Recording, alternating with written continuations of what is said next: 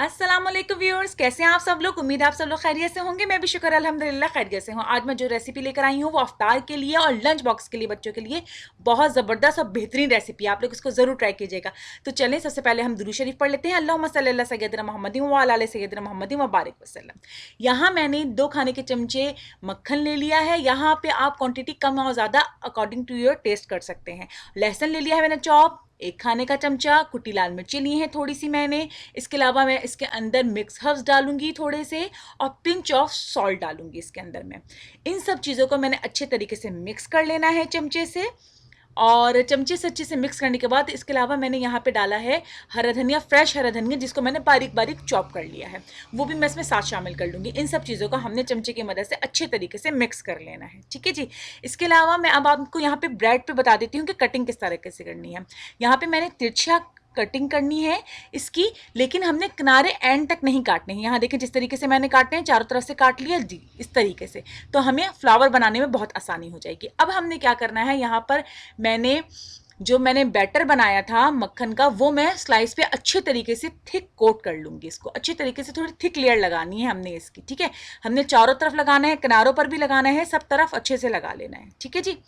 लगाने के बाद हम इसकी कटिंग करेंगे, जो मैंने अभी आपको पहले प्लेन स्लाइस पे करके दिखाई थी। यहाँ पे दोबारा मैं इसकी कटिंग करूँगी। ये देखें बहुत आसान है, बहुत ही सिंपल है। तिरछा काटना है, एंड तक हमने नहीं काटना, हमने तिरछा कट लगाना है, ठीक है। चारों तरफ लगाना है स्लाइस के। यहाँ पे देखें इस तरीके से मैंने कट लगा लिए हैं। कट लगाने के बाद ये देखें स्लाइस पे चारों तरफ कट लग गए। कट लगाने के बाद अब हमने क्या करना है, इनके किनारों को एक दूसरे के ऊपर ओवरलैप करना है। एक किनारे को दूसरे किनारे से, दूसरे को तीसरे से, और तीसरे को चौथे से एक दूसरे के साथ हम जब ओवरलैप करेंगे तो हमारे पास एक फ्लावर जैसी शक्ल आ जाएगी। देखें कितना सिंपल और आसान है और कितना ज़बरदस्त अटेम्प्टिंग हो जाएगा ये। आप लोग बच्चे को बना के जब अफ्तारी में देंगे, लंच बॉक्स में देंगे, तो बच्चे आप लोगों के खुश हो जाएंगे, घर वाले खुश हो जाएंगे। ये बहुत ही ज़बरदस्त से हमारे फ्लावर रेडी हो गए हैं और हमारी फ्लावर चीज़ गार्लिक ब्रेड इस तरीके से रेडी हो जाएगी। बहुत ही सिंपल है ये। देखें यहाँ पे मैंने शिमला मिर्च ले ली है, उसको बारीक बारीक मैंने चॉप कर लिया है। चॉप करने के बाद वो मैं इसके ऊपर स्लाइस के ऊपर रख दूंगी, सब स्लाइस के ऊपर रख दूंगी थोड़ी थोड़ी। और इसके अलावा मैंने यहाँ पर मोज़रेला और चेडर चीज़ ली है। आप लोग चाहें तो सिर्फ चेडर चीज़ ले सकते हैं, या जो आपको पसंद हो मोज़रेला लेना है चाहें तो मोज़रेला ले लें।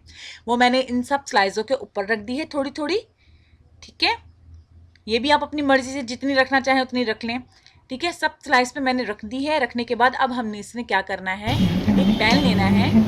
पैन में हमने बटर जो है वो ग्रीस कर लेना है। इस तरीके से हमने बटर से ग्रीस कर लेना है पैन को। ज़्यादा नहीं लगाना है बटर, थोड़ा सा बस सिर्फ ग्रीस करना है। इसके बाद मैं इसके अंदर रख दूंगी फ्लावर, अपने ब्रेड फ्लावर रख दिए मैंने। रखने के बाद हमने बस सिर्फ इसको इतना कुक करना है कि हमारी जो है वो चीज़ मेल्ट हो जाए।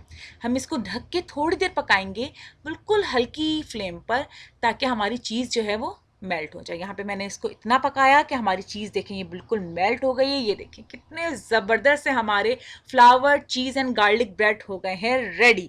आप लोग कितना आसान है, इसको 2 मिनट में बनाइए अफ्तारी में और मज़े से घर वाले इंजॉय कर लें। मुझे और मेरी फैमिली को अपनी दुआ में याद रखें, और मेरे चैनल को ज़रूर आप लोगों ने क्या करना है, लाइक शेयर एंड सब्सक्राइब करना नहीं भूलना है। यहाँ देखें मैं आपको इसको उठा के दिखा देती हूँ। ये बहुत ही ज़बरदस्त सा क्रिस्पी सा फ्लावर आपका हो गया है रेडी।